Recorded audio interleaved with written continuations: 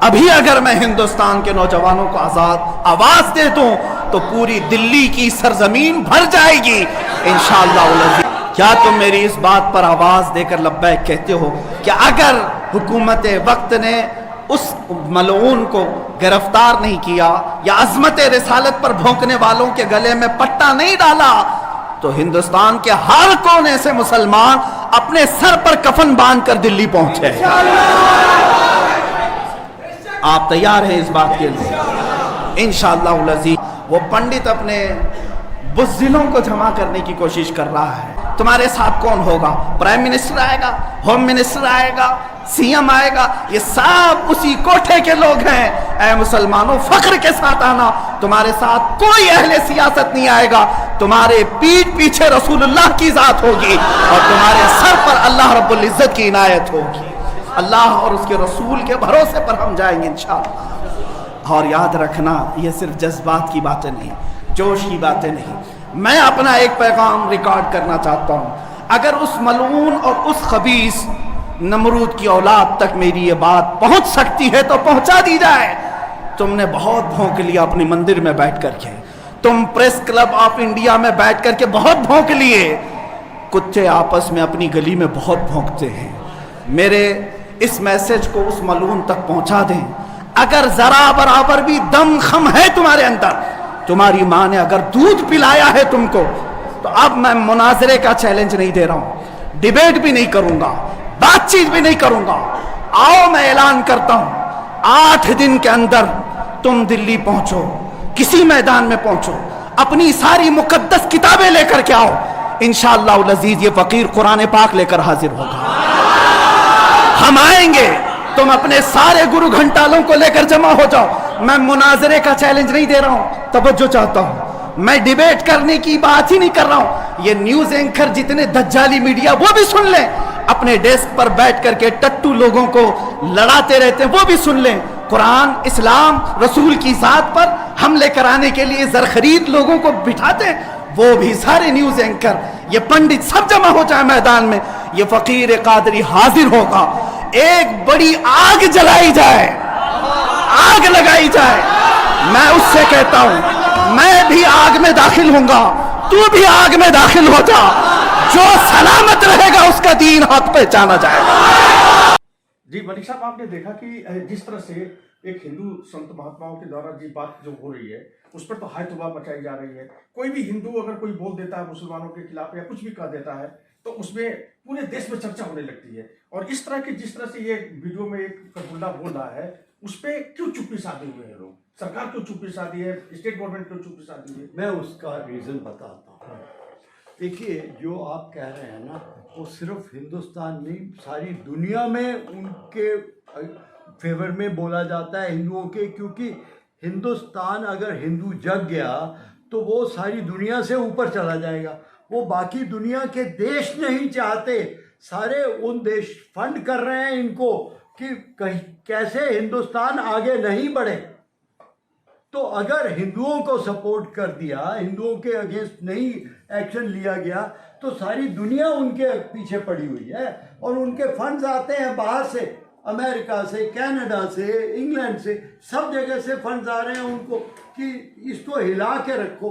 हिंदुस्तान अगर हिंदू आगे बढ़ना शुरू हो गया, उनके पुराने इतने वो हैं कि वो सारी दुनिया से ऊपर उठ जाएंगे। वो नहीं चाहते ये बात, इसलिए मुसलमानों की सपोर्ट होती है, हिंदू की सपोर्ट नहीं। जैसे अभी पूरा न्यूयॉर्क टाइम में भरा हुआ था, पूरे विश्व के अखबारों में जो हरिद्वार में संतों के उसमें हुआ, उसमें पूरी क्रिटिसाइज गवर्नमेंट की जा रही है, सेंट्रल गवर्नमेंट की जा रही है, क्या ऐसे लोगों के खिलाफ कुछ कार्रवाई नहीं हो रही है। और एक तरफ हमारे ही देश में और इसमें इस तरह से कठमुल्ले इकट्ठे हो रहे हैं और उस पर कार्रवाई नहीं हो रही। तो आप किस तरह से कहते हैं कि किस तरह से व्यवस्था होनी चाहिए, इस पर रोक लगे इन लोगों को? देखिए, आप सुझाव देंगे सरकार को? मेरा सिर्फ एक ही वो है कि गुजरात में जहाँ पे साल में 5-6 दंगे होते थे कम्युनल, वो 18 साल नहीं हुए 2002 के बाद, क्योंकि उनको एक बार ठोक दिया, सब सीधे बैठ गए, भाई अब अगर किया तो हमारी जान जाएगी, सबको अपनी जान प्यारी है, तो सब बैठ गए। सारे हिंदुस्तान में यही होना चाहिए, बात ही खत्म हो जाएगी। आज मिडिल ईस्ट में क्राइम क्यों कम होता है? क्योंकि वो फांसी पर टांग देते हैं चौराहे में, सब लोग देख रहे होते हैं कि उसको गलत करने वाले को फांसी पे टांग दिया। अगर वही चीज़ हम करें, और ये नेहरू ने इंडिपेंडेंस से पहले कहा था कि जो फूड एडल्ट्रेशन करते हैं उनको चौक में खड़े होकर फांसी टांगनी चाहिए। तो क्या 17 साल में उसको कोई नहीं मिला जब तक उसका राज मिला रहा? ये चीज़ें जो कहो वो करो, तभी आगे बढ़ सकते हो। हमारे बीच में एक युवा साथी हमारे हैं, विजय कुमार शर्मा जी। आप बताइए, क्या आपने जो देखा वीडियो, एक मुसलमान किस तरह से लोगों को उकसा रहा है, अपने समाज के लोगों को, उस पर आप क्या कहेंगे? नमस्कार जी। इस बारे में मैं ये कहना चाहूँगा, जैसे ये बोल रहे हैं कि नई दिल्ली में बुलाया जाए और वहाँ एक आग जलाई जाए, तो बिल्कुल इनकी बात को मानते हुए एक जगह आग जलानी चाहिए और इनको आमंत्रण करना चाहिए कि आइए और आप इसमें कूदिए।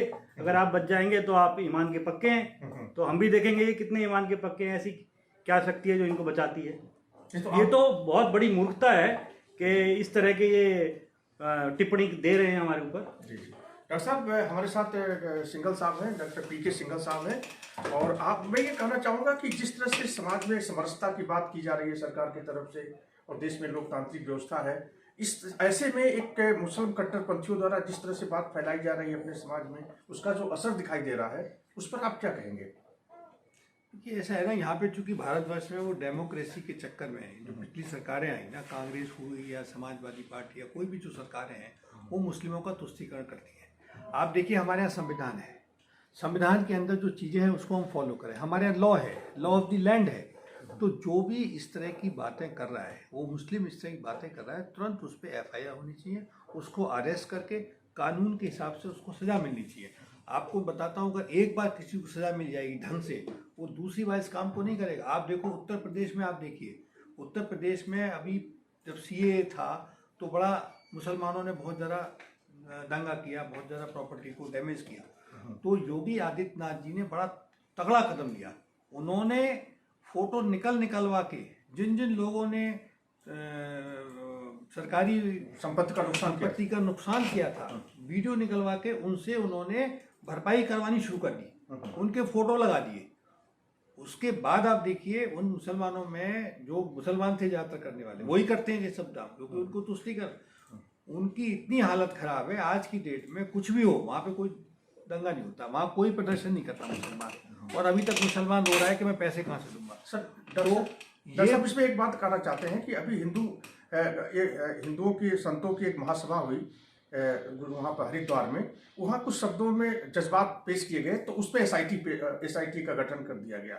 और इस कठपुतली की आपने जो वीडियो देखी, इसमें कुछ नहीं हो रहा है। तो आप क्या मानते हैं कि इस तरह से हिंदुओं के साथ जो बहुमत में है, बहुसंख्यक हैं, उनके साथ इनजस्टिस करती है स्टेट गवर्नमेंट? यही तो मैं कह रहा हूँ कि ये बोल रहा है ना, इसके अगेंस्ट एक्शन होना चाहिए। और दूसरा, उन्होंने साधु की सभा में जो भी उन्होंने कहा, मैं कहता हूँ किसी के खिलाफ आप कुछ नहीं बोल सकते। महात्मा गांधी भी, उन्होंने बहुत अच्छे काम किए, हो सकता है कुछ काम भी उनके से गलत हुए हों, लेकिन आप देखिए ना कि यहाँ जब डेमोक्रेसी है, किसी भी आदमी के खिलाफ आप बोल सकते हैं, ऐसा तो कुछ नहीं है।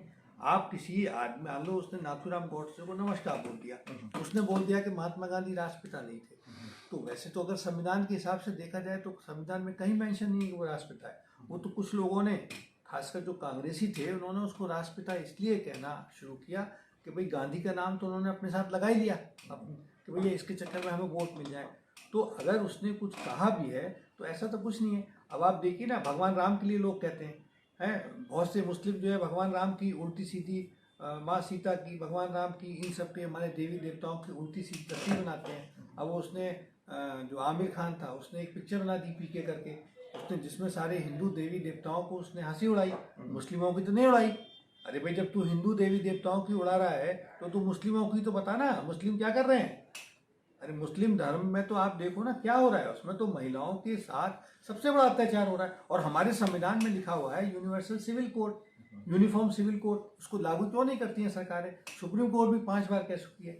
यूनिफॉर्म सिविल कोड लागू होगा तो ये आधे ज़्यादा तो झंझट खत्म हो जाएंगे। मलिक साहब, आपने देखा, आप जिस तरह से आप बात कर रहे हैं, इतिहास में कुछ तरह की गलतियां दोहराई गई हैं, तो क्या उसका असर दिखाई देता है? आप किस तरह से इसको देखते हैं? देखिए, मैं सबसे पहले तो ये मानता हूँ कि हमारे पृथ्वीराज चौहान को हम लोग हिंदू बहुत उसको महान मानते हैं। मेरे हिसाब से वो महान नहीं था, क्योंकि राजा का सबसे पहला कर्तव्य है कि वो अपनी प्रजा का ख्याल करे। जब मोहम्मद गौरी बार बार हमले कर रहा था, मार रहा था यहाँ पे, तो क्या उसको वापस भेजना चाहिए था? एक बार माफ़ी दिखा दी, भाई हमने अपना हिंदू धर्म वो किया कि माफ़ कर दो, गलती हो गई।